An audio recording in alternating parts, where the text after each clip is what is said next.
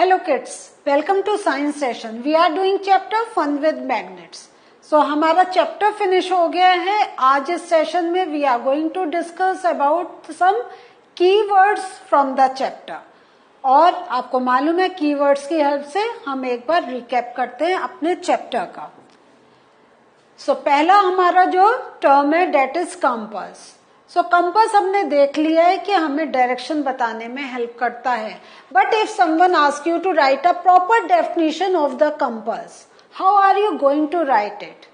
तो ये है कंपास. क्या है? It is an instrument for determining directions by means of a free rotating magnetized needle that indicates magnetic north. तो आप देख रहे हैं जितना कुछ हमें मालूम है हमने ये 4 लाइंस में पुट डाउन कर दिया है. हमने ये भी बता दिया है कि this helps to determine the direction, और डायरेक्शन कैसे पता करते हैं वो भी समझा दिया है कि यहाँ पे देख रहे हैं by freely rotating magnetized needle. तो हमने ये बता दिया वो बिल्कुल फ्री होता है, रोटेट हो सकता है, और वो पतला निडल शेप में है. और डेट निडल शेप है कि क्या वो है characteristic, it is magnetised needle. आगे चलते हैं. मैग्नेट. तो अगर हम मैग्नेट हम चैप्टर पढ़ रहे हैं, बट अगर हमसे कोई पूछे कि ये मैग्नेट होता क्या है, व्हाट इज मैग्नेट, तो how are you going to explain?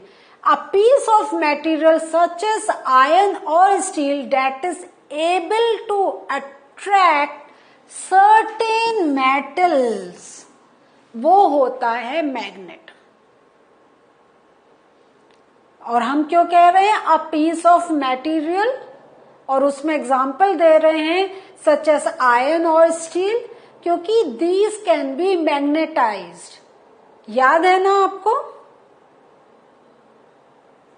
कैसे we can magnetize? Do you remember? चलिए जल्दी से एक बार रिकैप कर लेते हैं. ये हमने आयरन पीस लिया था. Now I want to magnetize it. क्या लेना होगा? मैग्नेट. Very good. मैग्नेट लिया, फिर we have to hold the magnet, और वो होल्ड करके मैग्नेट को क्या करना है? We have to move. और मूवमेंट का क्या बात पे we need to keep focus?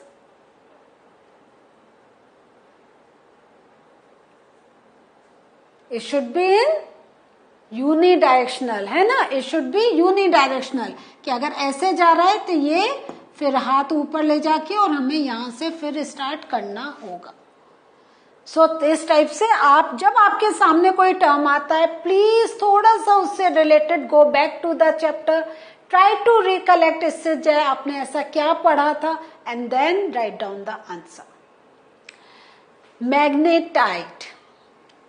Magnetite क्या है? Is a grey black magnetic material which consists of an oxide of iron and is an important form of iron ore.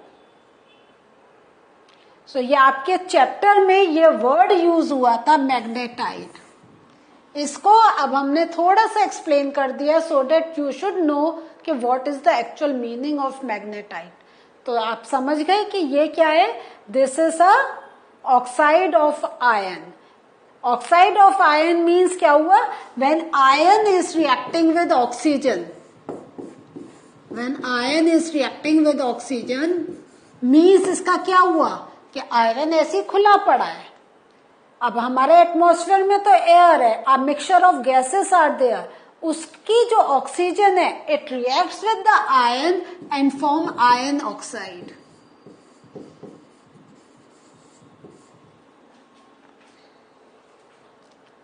और ये भी हमें मालूम है कि this is an very important form of iron ore.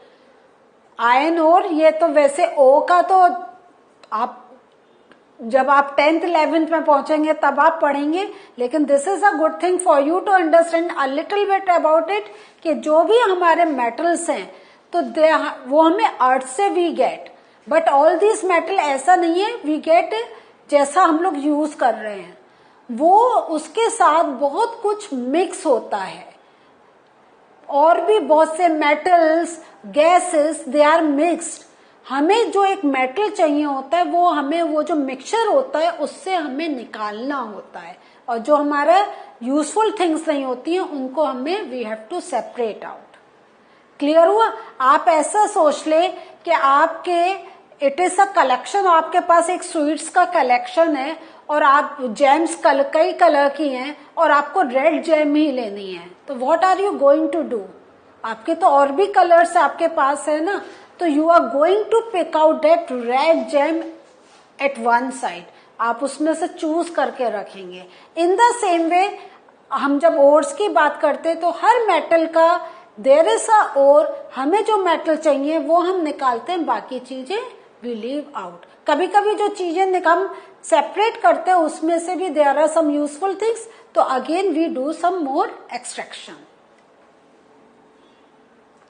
North pole, अब तो ये आप पक्के हो गए ना, मालूम है? Should I discuss this with you? चलिए आप खुद सोच रहे हैं नॉर्थ पोल की डेफिनेशन अगर आपसे पूछी जाए, how are you going to right?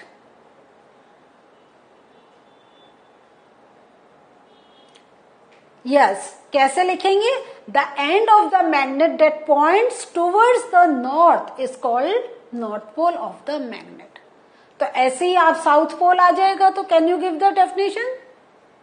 चलिए साउथ पोल की, based on this form of definition of south pole. हो गया ना? यस, तो साउथ पोल का भी ऐसे ही जाएगा, the end of the magnet that points towards south is called the south pole of the magnet.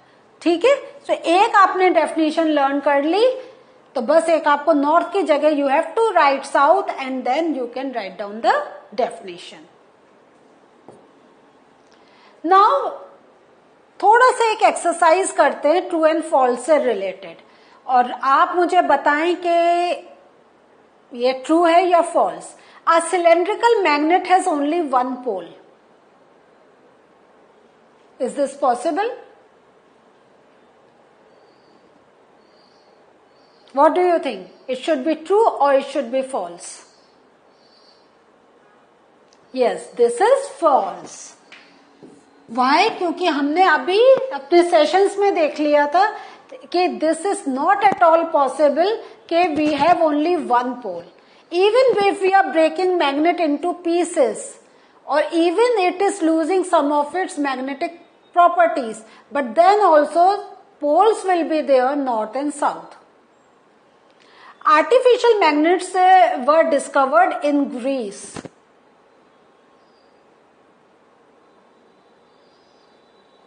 Artificial magnet था वो? No, this is again false. वो तो जो मैग्नेट था वो हमें ग्रीस में मिला था। ठीक है, जो हमने शेपर्ड स्टोरी करी थी ना, याद है? Very good. Similar poles of magnet repel each other. What do you think? Yes, similar poles of magnet repel each other. Yes, this is true. और जब हमारे डिसिमिलर पोल्स होते हैं तब क्या होता है?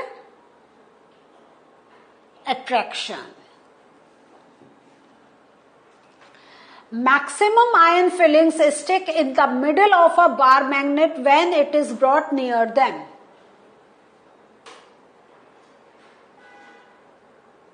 True or false? कहाँ होते हैं? अट्रैक्शन प्रॉपर्टी मेन कहाँ होती है मैग्नेट में? टुवर्ड्स द पोल्स, है ना?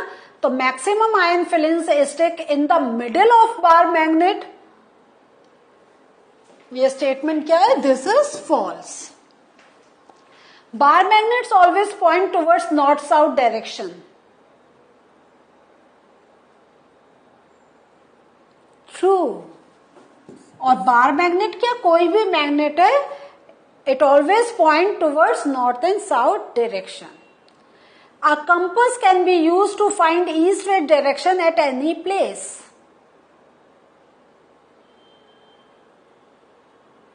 This is also true, क्योंकि नॉर्थ साउथ हमें पता चलता है, लेकिन नॉर्थ साउथ जब पता चल गया तो ईस्ट वेस्ट भी तो पता कर सकते हैं ना. So this statement is also true. Rubber is a magnetic material.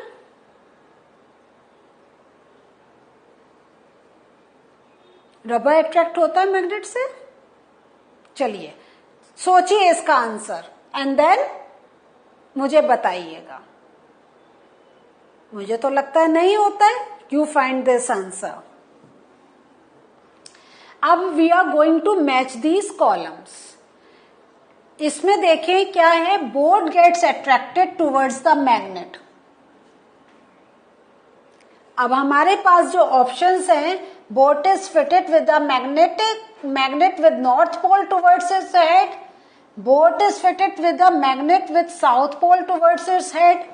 Boat has a small magnet fixed along its length. Board is made of magnetic material. Board is made up of non-magnetic material. So boat gets attracted towards the magnet. So if a board is getting attracted towards the magnet, this means boat is made of magnetic material. Next है, boat is not affected by the magnet. Magnet से उसका कोई effect उस पर पड़ ही नहीं रहा है. तो boat is made up of non magnetic material. Next है, boat moves towards the magnet if north pole of the magnet is brought near its head.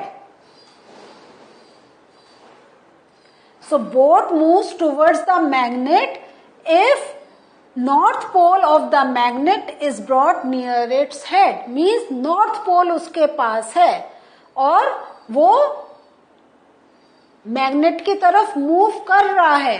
तो दिस मीन्स जो दूसरा बोट है is fitted with the magnet with south pole towards its head. Boat moves away from the magnet when north pole is brought near its head. This means जो दूसरी boat है, this is also fitted with the magnet with north pole towards its head. Boat floats without changing its direction. अगर उसके direction में change नहीं हो रहा है तो हमारा इसका मतलब है लास्ट आ गया, boat has a small magnet fixed along its length. So देखा आपने, as per the magnetic properties उन्होंने बोट कर दिया. ऐसे आपका कोई भी क्वेश्चन बन सकता है. They can put a bike, they can put a car, they can put anything. But the main thing is if you know the properties of magnet you can give answer to such questions. So what did we learn today? Today we have learned about some keywords from the chapter as well as through exercise. Now we know how can we give the answers to the questions, even the situations that we have not read in the chapter. But taking the basic properties of magnet, we can give answer to the given questions. So this was the learning for us today. In the next session, we'll meet you again. Bye.